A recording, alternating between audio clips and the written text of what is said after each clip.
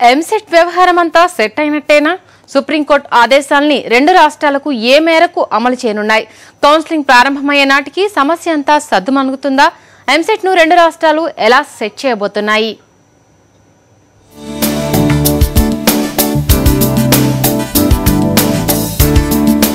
Supreme court ఆదేశాలతో ఎంసెట్ అడ్మిషన్ల ప్రక్రియ ముందుకు కదిలింది.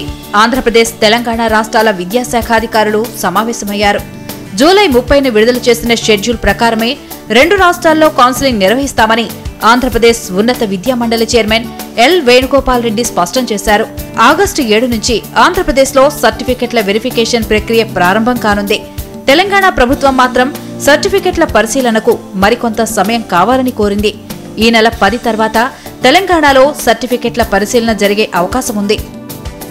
It is not a problem at all. So 23rd కి వెరిఫికేషన్ కంప్లీట్ అయిపోతుంది. అలాట్మెంట్ ఇమీడియట్ జరుగుతుంది. Final thing on 29th. So 30th, 31st intimations వెళ్ళిపోతాయి. ఆటోమేటిక్గా classes will commence from first.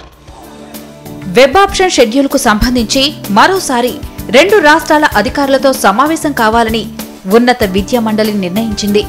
ఆ సమావేశం కూడా 1-2 రోజుల్లో జరిగే అవకాశం ఉంది. రెండు రాష్ట్రాలకు సంబంధించి కౌన్సిలింగ్ ఉమ్మడిగానే ఉంటుందని ఉన్నత విద్యా మండలి చెప్తోంది.